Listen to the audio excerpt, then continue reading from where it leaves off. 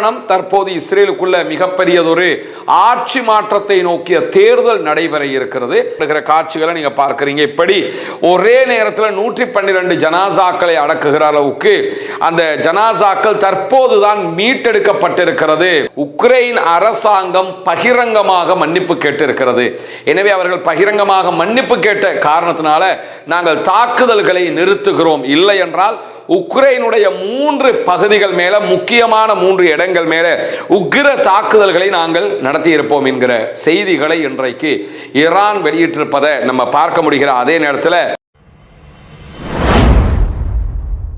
அன்பிற்கினிய சகோதர சகோதரிகளே, நம் அனைவர் மீதும் ஏக இறைவனுடைய அமைதியும் கருணையும் உண்டாகட்டுமாக என்கிற உயரிய பிரார்த்தனைகளோடு தொடர்ச்சியாக காசா மீதான தாக்குதல்களை அதிகப்படுத்தி கொண்டு வருகிறது இஸ்ரேலிய ஆக்கிரமிப்பு படைகள். 2 ஆண்டுகள் தொடராக நடைபெற்ற ஒரு மாபெரும் யுத்த நிறுத்தமாக மாற்றப்பட்டு ஒரு 8 மாதங்களை தாண்டி கொண்டிருக்கக்கூடிய இந்த சூழல்ல யுத்த நிறுத்த காலத்துக்குள்ளும் இஸ்ரேலிய ஆக்கிரமிப்பு படைகள் தொடர்ந்து காசா அப்பாவிகள் மீது தாக்குதல்களை நடத்தி 1200க்கும் மேற்பட்ட அப்பாவிகளை கொன்று குவித்திருக்கிறார்கள். 1200க்கும் மேற்பட்டவர்கள் ஷஹீதாகி 3000க்கும் மேற்பட்டவர்கள் படுகாயம் அடைந்திருக்கக்கூடிய செய்திகள் எல்லாம் தொடர்ந்தும் வெளியாகி கொண்டிருக்கக்கூடிய சூழல்ல மீண்டும் இஸ்ரேல் காசா மீதான தாக்குதல்களை அதிகப்படுத்தி கொண்டிருக்கிறது. காரணம் என்னன்னா, காசாவினுடைய போராட்ட அமைப்புகள் தங்களுடைய ஆயுதங்களை காசாவிலே உருவாக்கப்படுகிற தேசிய அமைப்பிடத்தில் ஒப்படைப்பதற்கு தயார் என்று அறிவித்ததற்கு பிறகு காசாவினுடைய பகுதிகளில் இருந்து இஸ்ரேலிய ஆக்கிரமிப்பு படைகள் வெளியேற வேண்டிய கட்டாயம் ஏற்பட்டிருக்கிறது. ஆனால் படைகள் வெளியேறாது என்கிறார் இஸ்ரேலிய பிரதமர் பெஞ்சமின் நெதன்யாகு. காரணம், தற்போது இஸ்ரேலுக்குள்ள மிகப்பெரியதொரு ஆட்சி மாற்றத்தை நோக்கிய தேர்தல் நடைபெற இருக்கிறது. அந்த தேர்தலில் தாங்கள் தோற்று விடுவோம் என்பதற்காக எல்லா தரப்பினருமே காசாவிலிருந்து படைகள் வெளியேற்றப்படாது என்பதை மீண்டும் மீண்டும் சொல்லி வருகிறார்கள். அதிலும் ஆளும் நெதன்யாகுனுடைய கட்சியினர் எக்காரணம் கொண்டு காசாவிலிருந்து நாங்கள் வெளியேற மாட்டோம், பாலஸ்தீன விடுதலை போராட்ட அமைப்பினுடைய சமாதான செயல்பாடுகளை ஏற்றுக்கொள்ள மாட்டோம் என்று சொல்லிக் கொண்டிருக்கிறார்கள். இதே கருத்தை தான் எதிர்கட்சிகளும் தற்போது பிரச்சாரம் செய்து கொண்டு வருகிறார்கள். நாங்கள் ஆட்சிக்கு வந்தோம்னா நெதன்யாகு செஞ்ச மாதிரிலாம் செய்ய மாட்டோம், இப்படி ஒரு அமெரிக்காவுக்கு பயந்த ஒரு ஒப்பந்தத்துக்கு நாங்கள் போக மாட்டோம் என்றெல்லாம் அவர்கள் கருத்து சொல்வதை நம்ம பார்க்க முடிகிறது. எனவே தொடர்ந்து இப்படியான கருத்துக்களை இஸ்ரேலியர்கள் வெளிப்படுத்தி வருகிற அதே நேரம் தற்போது இஸ்ரேலிய ஆக்கிரமிப்பு படைகள் காசாவுக்குள் தாக்குதல்களையும் அதிகரித்துக் கொண்டு வருகிறது. இன்றைக்கும் 7 அப்பாவிகள் காசாவுக்குள் கொல்லப்பட்டிருக்கிறார்கள், ஷஹீதாகி இருக்கிறார்கள் என்கிற செய்திகளுக்கு மத்தியில் 2023ஆம் ஆண்டு அக்டோபர் 7ஆம் தேதி முதலாக இஸ்ரேலிய படைகள் 2 ஆண்டுகள் காசா மீது தொடர் தாக்குதல்களை நடத்தி வந்த நிலையில் காசா மீது நடத்தப்பட்ட தாக்குதல்கள் ஒரே நாள்ல 308 அப்பாவிகள் காசாவில் கொல்லப்பட்ட ஒரு சம்பவம் பதிவாகி இருந்தது. அபு ஷரியா அதே போன்று ஹசைனா என்கிற 2 குடும்பத்தை சேர்ந்தவர்கள், அவர்களுடைய முழு குடும்பமுமே அந்த தாக்குதலில் அளிக்கப்பட்டது. நமக்கு தெரியும், அரப்ஸை பொறுத்தவரையில் அரப்ஸு தனித்தனியாக ஒவ்வொரு இடத்துல பிரிஞ்சு வாழ மாட்டாங்க. அவங்க வாழுகிற பகுதியில் அவர்களுடைய குடும்பத்தை சேர்ந்த எல்லோருமே பெரும்பாலும் இருப்பார்கள். கோத்திரங்களாகத்தான் அவர்கள் வாழுவார்கள். அந்த அடிப்படையில் தான் காசாவில் இருந்த அபு ஷரியா என்கிற ஒரு கோத்திரம், அதே போன்று ஹசைனா என்கிற ஒரு கோத்திரம், இவர்களை சேர்ந்த இந்த குடும்பம் கோத்திரத்தை சேர்ந்த 112 பேர் இந்த தாக்குதலில் கொல்லப்பட்டிருந்தார்கள். அந்த கொல்லப்பட்டவர்களுடைய ஜனாசாக்களை மீட்க முடியாத அளவுக்கு யுத்தம் அகோரமாக இருந்தது. யுத்தம் முடிந்து 8 மாதங்களுக்கு பிறகுதான் அந்த ஜனாசாக்கள் தற்போது மீட்கப்பட்டிருக்கிறது. மீட்கப்பட்ட 112 ஜனாசாக்களுடைய ஜனாசா தொழுகை இன்றைய நாள் நடத்தப்பட்டது. ஒரு மிகப்பெரிய ஜனாசா தொழுகையாக இந்த தொழுகை காசாவுக்குள் பார்க்கப்படுகிறது. இந்த காட்சிகளை நீங்க பார்க்க முடியும். ஜனாசா தொழுகையில் பங்கெடுத்திருக்கக்கூடிய மக்களுடைய காட்சிகளை தான் நீங்க பார்க்குறீங்க. ஜனாசாக்கள் வரிசையாக வைக்கப்பட்டு அடக்கம் செய்வதற்கான தொழுகை நடத்தப்படுகிற காட்சிகளை நீங்க பார்க்குறீங்க. இப்படி ஒரே நேரத்தில் 112 ஜனாசாக்களை அடக்குகிற அளவுக்கு அந்த ஜனாசாக்கள் தற்போதுதான் மீட்டெடுக்கப்பட்டிருக்கிறது.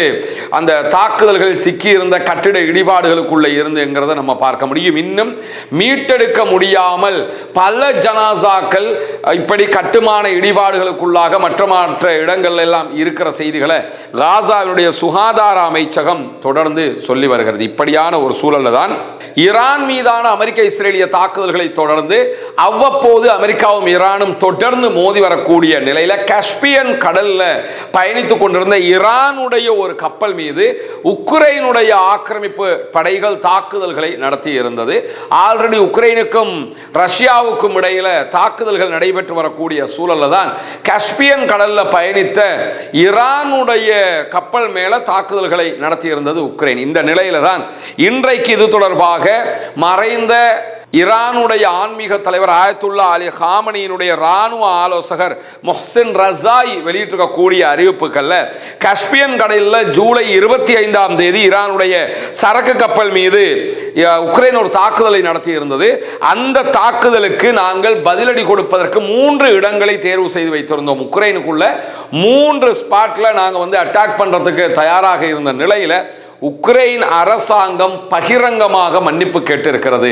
எனவே அவர்கள் பகிரங்கமாக மன்னிப்பு கேட்ட காரணத்தினால நாங்கள் தாக்குதல்களை நிறுத்துகிறோம், இல்லை என்றால் உக்ரைனுடைய 3 பகுதிகள் மேல முக்கியமான 3 இடங்கள் மேல உக்கிர தாக்குதல்களை நாங்கள் நடத்தி இருப்போம் என்கிற செய்திகளை இன்றைக்கு ஈரான் வெளியிட்டிருப்பதை நம்ம பார்க்க முடிகிற அதே நேரத்தில் ஹொர்முஸ் ஜலசந்தி தொடர்ந்து மூடப்பட்டு கொண்டிருக்கக்கூடிய சூழல்ல ஹொர்முஸ் ஜலசந்தி திறக்கப்பட்டால் மட்டும்தான் உலக நாடுகள் முழுவதும் ஒரு மிகப்பெரிய எகானமிக் கிரைசிஸ், பெட்ரோலியம் கிரைசிஸ் ஏற்படுவதை தடுக்க முடியும் என்கிற ஒரு சூழல் உருவாகி இருக்கிறது. இந்த நிலையில இன்றைக்கு அமெரிக்காவினுடைய அதிகாரிகள் ஒரு முக்கியமான செய்திகளை வெளியிட்டிருக்கிறார்கள். அமெரிக்காவின் கருவூல செயலாளர் வெளியிட்டிருக்கக்கூடிய அறிவிப்புல ஹொர்முஸ் ஜலசந்தியை மீண்டும் திறப்பது தொடர்பாக 2 நாட்களுக்குள்ளாக ஈரானோடு ஒரு ஒப்பந்தம் செய்து கொள்ளப்படும் என்கிற ஒரு செய்தியை தெரிவித்திருக்கிறார். 2 நாளைக்குள்ள ஒரு எக்ரிமெண்ட்டுக்கு நாங்களும் ஈரானும் போயிருவோம் போது பத்திரிகையாளர்கள் உடனே என்ன கேட்கிறாங்கன்னா, தெஹ்ரான் சுங்க கட்டணம் வசூலிப்பதாக சொல்லி இருக்கிறது. அதாவது பயணிக்கக்கூடிய கப்பல்கள்கிட்ட நாங்கள் டோல்கேட் போடுவோம், அதனை காசு வசூல் பண்ணுவோம் என்றெல்லாம் ஈரான் சொல்லுது. அதை பற்றி நீங்கள் என்ன சொல்கிறீங்கன்னு கேட்கும்போது அவர் டைரக்டாக அதுக்கு எந்த பதிலும் சொல்லாமல் ஹொர்முஸில் சுதந்திரமான கப்பல் பயணத்தை உறுதிப்படுத்துவோம் என்று சொல்லியிருக்கிறார். எனவே எதிர்வருகிற 2 நாட்களுக்குள்ளாக ஏதோ ஒரு வகையில் ஒரு ஒப்பந்தத்திற்கு போகிறார்கள் இருதரப்பும் என்கிற செய்திகள் இன்றைக்கு வெளியாகிற அதே நேரத்தில் இன்றைய நாள் கத்தரில் இருக்கக்கூடிய ஜார்ஜ் டவுன் பல்கலைக்கழகத்தினுடைய பேராசிரியர் பால் மாஸ்கரோ இடத்துல அல் ஜசீரா ஒரு பேட்டியை எடுத்திருக்கிறது. அதிலே அவர் மிக தெளிவாக சில செய்திகளை சொல்கிறார். ட்ரம்பினுடைய பின்வாங்கல் அமெரிக்காவினுடைய செல்வாக்கை பலவீனப்படுத்தி கொண்டிருக்கிறது. ட்ரம்பை பொறுத்தவரையில் இன்றைக்கு பல ஊடகங்கள் ட்ரம்பினுடைய பின்வாங்கல் செய்திகளை எழுதியிருக்கிறார்கள். நேற்றைய தினம் பிபிசி அது தொடர்பாக பல வீடியோக்களை வெளியிட்டுக் கொண்டிருக்கிறது. அல் ஜசீரா இன்றைக்கு வீடியோக்களை வெளியிட்டிருக்கிறது, அது தொடர்பான ஆர்டிக்கல்களை வெளியிட்டிருக்கிறாங்க. அதே மாதிரி நம்ம ஒரு 2 நாட்களுக்கு முன்பதாக ஒரு பட்டியலையே வெளியிட்டிருந்தோம். எப்ப அமெரிக்க அதிபர் டொனால்ட் ட்ரம்ப் நான் ஈரானை தாக்கப் போகிறேன், அழிக்கப் போகிறேன், ஈரானுடைய ஒரு நாகரிகமே இல்லாமல் போகுது, ஈரானுடைய கார்க்கு தீவுகளை அழிக்க போறேன் என்றெல்லாம் டேட்டு போட்டாரோ அந்த டேட்ல இருந்தெல்லாம் பின்வாங்கி இருக்கிறாரு. அதை சுட்டி காட்டித்தான் இன்றைக்கு ஜார்ஜ் டவுன் பல்கலைக்கழகத்தினுடைய பேராசிரியர் கத்தர்ல இருந்து அல் ஜசீராவுக்கு பேசுகிற நேரத்தில் என்ன சொல்றாருன்னு கேட்டா, ட்ரம்ப் தொடர்ந்து இப்படி வார்த்தைகளை விடுவதும் பிறகு அட்டாக் பண்ணுவேன் என்று எச்சரிப்பதும் அதற்கு பிறகு அதை வாபஸ் வாங்குவதும் என்பது தொடர்கரையாக மாறி இருக்கிறது. இது அமெரிக்காவை மிகப்பெரிய அளவில் பலவீனப்படுத்தி இருக்கிறது என்கிற செய்திகளை சொல்லி இருக்கிறது மட்டுமல்லாம இரு தரப்பினரும் ட்ரம்ப் ஏற்றுக்கொள்ளக்கூடிய வகையில் ஒரு ஒப்பந்தத்தை செய்து கொள்ள முடியுமா என்பது இன்னும் சந்தேகமாக இருக்கிறது என்கிறார். ஏன்னா 2 பேருமே ஒப்பந்தத்துக்கு போகவும் வேணும், அதை ட்ரம்ப் ஜீரணிச்சுக்கிற மாதிரி இருக்கவும் வேணும்.